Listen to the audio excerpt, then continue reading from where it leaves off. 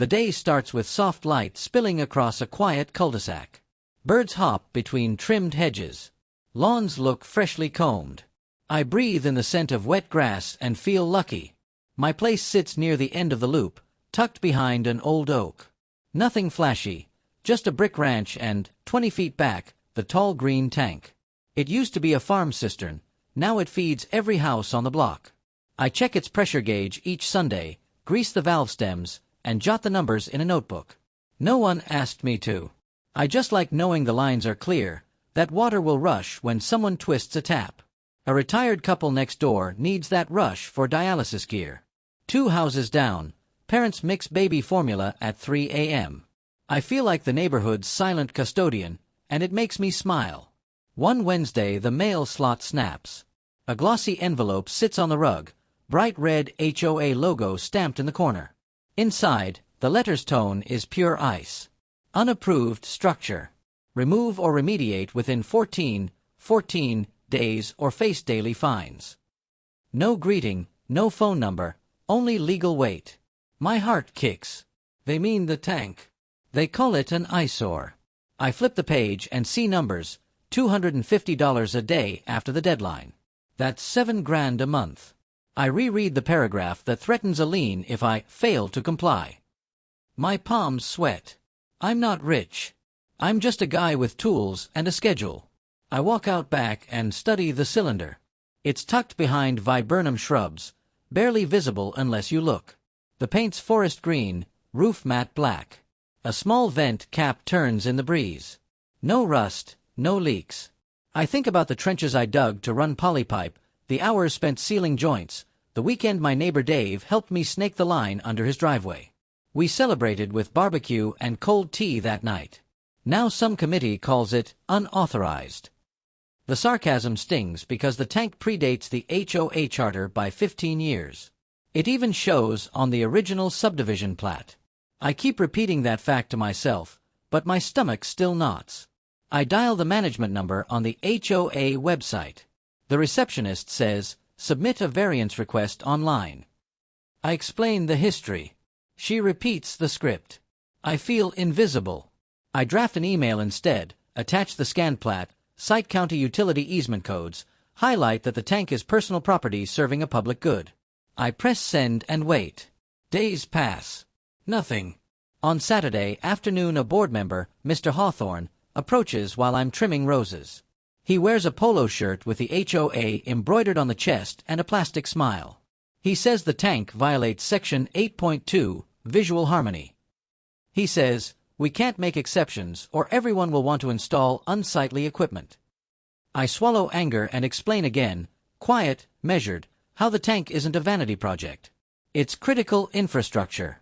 He shrugs, says rules are rules, then warns me the clock is ticking. As he walks off, I feel the rose's thorns press into my glove. I realize I've been crushing a stem. That night worry keeps me from sleep. I picture faucets going dry. I picture my neighbors blaming me. I picture liens stacked like bricks until they crush my credit. At 2 a.m., I open the file box where mortgage papers live. I reread the HOA covenants word for word. There's a clause about utility easements, my safeguard, but it's vague.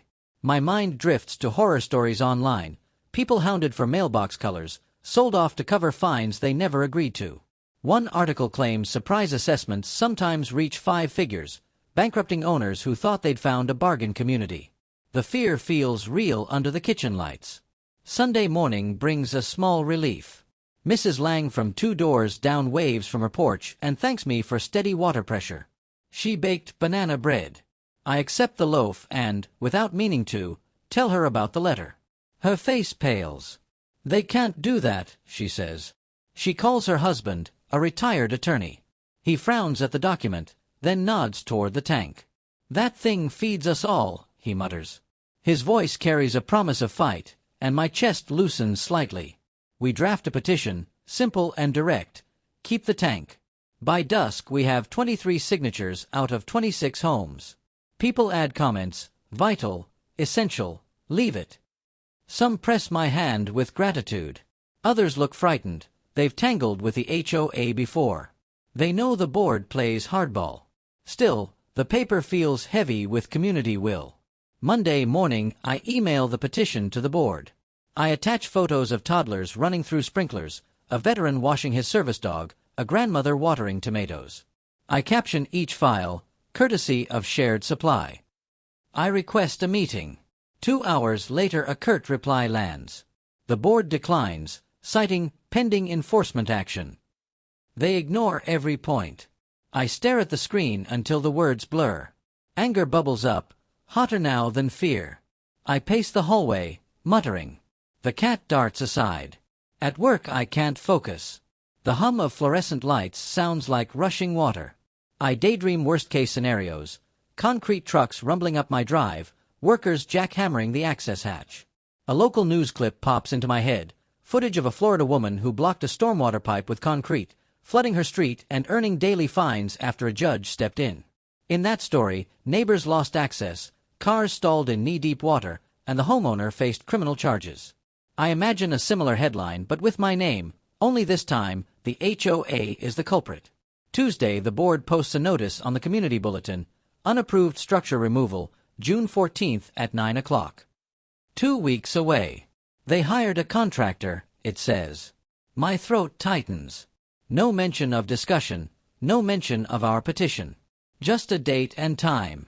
I tear the page down, shove it in my pocket, and jog home. The late spring air feels thick, like the world is holding its breath.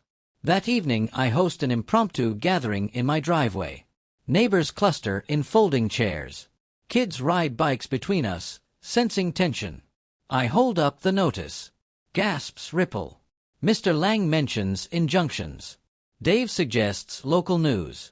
Someone else proposes a GoFundMe for legal costs. For the first time I see genuine unity, ordinary folks drawn together by looming disaster. We trade stories of past run-ins, fences repainted the wrong shade of beige, holiday lights cited for visual clutter, a gutter extension deemed too long. Each tale ends in frustration or a check written under duress. But this feels bigger, because water is life. The mood shifts from fear to resolve. When darkness falls, I step behind the tank and rest a hand on its cool metal skin. Fireflies hover like sparks. I promise the silent giant I won't let strangers hurt it. I promise the block I'll stand firm. I go inside, open a fresh document on my laptop, and begin drafting an emergency injunction request. Legal jargon tangles my brain, but anger fuels persistence. Somewhere past midnight, the cat curls on the keyboard, and I realize I've typed 10 pages. As dawn creeps in, I hit save, then print. Paper spits out, warm and real, like ammunition. Outside, sprinklers hiss in automatic rhythm, fed by the tank that so many don't even know exists. I watch the mist float across lawns and feel an ache in my chest, part fear, part pride, part something stubborn and unbroken. The countdown now sits at 13 days, and every second pulses louder. The morning air was unusually still. A low gray sky hung above the houses like a heavy blanket. I stood at the kitchen sink, sipping coffee, trying to shake off the unease in my chest. 13 days left, according to their notice. 13 days to stop something stupid, something reckless. I had no idea that I was already too late. My phone buzzed just after 9:30 a.m. It was Dave from next door. His voice was sharp. You home? They're at your place. Contractors. With trucks. I dropped the mug. It shattered in the sink. My keys were already in my hand before the call ended. I raced back from work, 15 minutes that felt like an hour. When I turned the corner, my stomach dropped. 2 flatbed trucks were parked halfway on my lawn. Men in reflective vests stood around the tank, one of them holding a thick hose. Another was setting up a pump connected to what looked like a massive concrete mixer. My blood went cold. I parked crooked and ran toward them. Hey, stop. What the hell are you doing? A man in a blue vest stepped forward calmly, holding a clipboard. We're filling the structure per HOA work order. He pointed to the vent pipe. We'll seal it to code, then pour the concrete. Should set in a few hours. I could barely speak. You can't do that. That tank supplies water. Do you even know what you're sealing? The guy shrugged. Talk to the HOA. We just follow orders. I turned toward the workers, yelling, waving my arms. Some paused. One guy looked unsure. But the hose was already slithering into the hatch like a snake. The mixer began to roar. Wet concrete started to pour in. I ran to the board president's house, 4 doors down. No one answered. I banged harder. Still nothing. I called the HOA number. Voicemail. I left a message laced with panic and rage. I called again. And again. Nothing. By the time I got back to my yard, the damage was done. The hatch had been closed and welded shut. A thin film of gray paste oozed out of the seal. I stood there, frozen, as the trucks pulled away, leaving tracks in the wet grass. The tank was no longer a tank. It was a 3,000-gallon tomb. I don't know how long I stood there. Maybe an hour. Maybe less. But something strange began to ripple across the block. One by one, garage doors opened. People came outside, holding cups of coffee, phones, or towels. They all wore the same expression: confusion. It started small. Mrs. Lang's bathroom faucet sputtered, then spat nothing but air. Her husband tried the garden hose. Nothing. At Dave's house, the kitchen tap dribbled brown water, then silence. A boy across the street yelled from his porch, "Mom, there's no water." His voice echoed. In less than 30 minutes, the entire street was dry. A neighbor, Mr. Klein, an army vet with a knee brace, came limping over. "You warned them," he said. "They didn't listen." I nodded. My mouth was dry. Too dry. Phones came out. People called the city. Called plumbers. Called the HOA. The response? Nothing. The silence was louder than any excuse. By afternoon, the panic had set in. Parents were filling coolers with bottled water. Kids were crying because toilets wouldn't flush. Elderly neighbors sat on their porches, stunned, clutching empty cups. I saw one woman, near tears, holding a bowl of uncooked rice. "How am I supposed to feed my grandson?" she asked. Word spread fast. Someone posted about it in the neighborhood Facebook group. Someone else tagged a local reporter.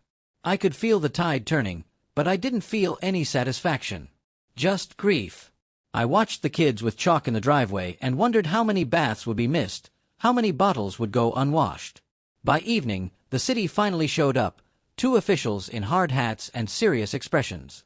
They inspected the tank, walked the length of the pipe, and traced it to the distribution lines. One of them turned to me and said, "You weren't kidding.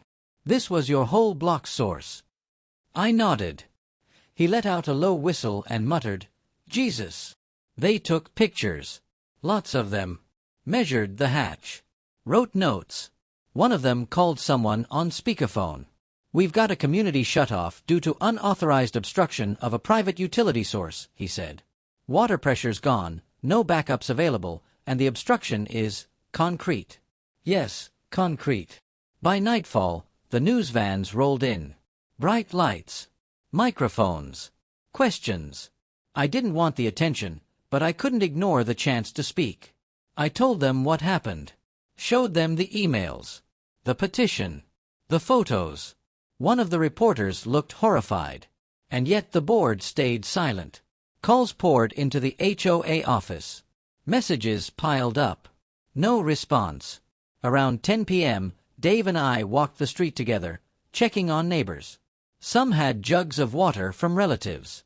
Some were boiling what little they had left. One woman, who barely spoke English, just pointed to her empty sink with a trembling hand. I didn't know what to say. The night was dark, thick with silence and frustration. Streetlights flickered. My tank sat like a gravestone in the grass, heavy and cold. Somewhere inside, 3,000 gallons of concrete were hardening, sealing off not just water, but trust. The trust of a community that believed the people in charge would protect them. The trust that common sense would win over pride. And it wasn't just water that vanished that day. It was something else. Something harder to refill. I sat on the curb until midnight, watching the windows go dark one by one. The quiet didn't feel peaceful anymore. It felt empty. By sunrise, The neighborhood felt like a different place. Sprinklers didn't kick on. Toilets didn't refill. Coffee pots stayed dry. The usual sounds of clinking mugs, running sinks, and morning showers were replaced by silence, broken only by frustrated sighs and distant calls to plumbers who couldn't help. The HOA hadn't said a word, not an email, not a letter, not even an apology. But the neighborhood? It was waking up, and not quietly. By 8 a.m., a crowd had gathered at the front of the subdivision near the little park where HOA meetings were usually held. It started with a few residents, holding empty gallon jugs and water bottles. Then more came. Old, young, couples, families. Some still in pajamas. Most were angry. I stood with Dave, watching as people exchanged updates and theories, and most of all, questions. Who gave the order? Why did no one warn us? How could this even be legal? Then came the tipping point. Mrs. Lang's husband stepped forward, holding a thick manila envelope and a clipboard. "We're calling an emergency meeting," he announced. "According to the bylaws, if more than 20% of the community signs a demand, we can force a vote to replace the board."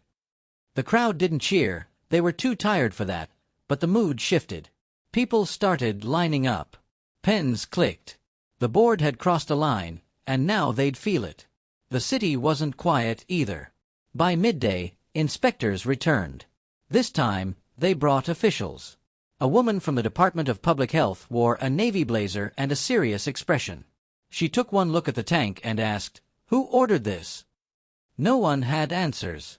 I handed her every document I had, the emails, the HOA's letter, a copy of the original plat showing the tank as part of the property since before the HOA even existed. She didn't say much, just kept flipping pages, her eyes narrowing. Later, I overheard her speaking into her phone. Obstruction of a water source. Yes, it affected over 20 households. No, it wasn't sanctioned by the city. There's evidence the board was warned. Her tone was clipped. Focused. I couldn't hear the reply, but her last words before hanging up were, "Prepare to open an investigation." The news reports spread fast. Local stations ran headlines like, "Concrete disaster leaves suburb dry," and "HOA gone too far?" Clips of crying kids, confused neighbors, and my cracked driveway made it onto the 6 o'clock segment. One reporter stood right next to the tank, pointing to the welded hatch and the faint smell of concrete dust still hanging in the air. The HOA finally responded, but not with an apology. Instead, they released a short statement. The structure in question violated community standards and was removed in accordance with HOA guidelines. Alternative water sources are being explored. That was it. No ownership. No regret. Nothing. The backlash was immediate. Residents who were already furious now felt insulted. Phones lit up. Emails flew. Someone found the board members' personal addresses and posted them on the neighborhood forum. I didn't support that part, but it showed just how fed up people were. You don't mess with people's water. You don't ignore their lives. That night, the emergency meeting happened under string lights and open skies. People brought folding chairs, flashlights, and determination. Over 100 neighbors showed up. The board, just 2 members, trying to explain themselves. But it didn't go well. One woman stood and said, "You didn't even ask what that tank was for." Another held up her phone and read the HOA's own documents aloud, pointing out how nothing in the rules gave them permission to destroy private infrastructure without proper investigation. Dave stepped up next. He spoke slowly, clearly, his voice shaking with emotion. "My kids haven't had a shower in 3 days. I had to drive to my brother's house just to fill some jugs. You did this because you didn't like how something looked." When it was my turn to speak, I didn't raise my voice. I didn't need to. I simply said, "I warned you. I tried every way I could. I sent letters, shared documents, even got a petition signed by almost every home. You didn't listen. Now, everyone's paying the price." The vote was unanimous. The board was dissolved. A temporary committee was appointed, made up of actual neighbors, not power-hungry rule enforcers. Their first action? Hire an attorney. The legal process took time, but it was relentless. The city filed citations. The HOA was fined thousands for interfering with an essential utility. The contractor they hired was also questioned. Why didn't they check what they were filling? Why didn't anyone pause? Turns out, one of the workers had raised a concern before pouring, but the HOA rep on site insisted it was just a storage tank. That admission would cost them dearly. An injunction stopped the HOA from using any funds until further notice. A civil lawsuit followed, with nearly every affected household listed as a co-plaintiff. The former board members tried to claim they were just following protocol, but the paper trail said otherwise. The judge wasn't impressed. A month later, a crew arrived with jackhammers and excavation tools. They cut open the tank, layer by layer, pulling out hardened concrete like stone. It took days, cost a fortune, and all of it, every dollar, came from the HOA's reserve fund. Money once meant for landscaping, holiday decorations, and neighborhood BBQs. Now used to undo a mistake no one asked for. Eventually, the tank was restored. The pipes were flushed. Water flowed again. Faucets hissed to life. Kids ran through sprinklers. And just like that, normal returned. But it didn't feel the same. People waved more, talked more, checked on each other. Maybe it was the shared struggle. Maybe it was knowing how close we came to losing something basic, something vital, because a few people cared more about appearances than people. The new HOA put up a sign near the park. It read, "Respect begins with listening." It wasn't fancy, but it meant something. And behind my house, the green tank still stands. Quiet, reliable, strong.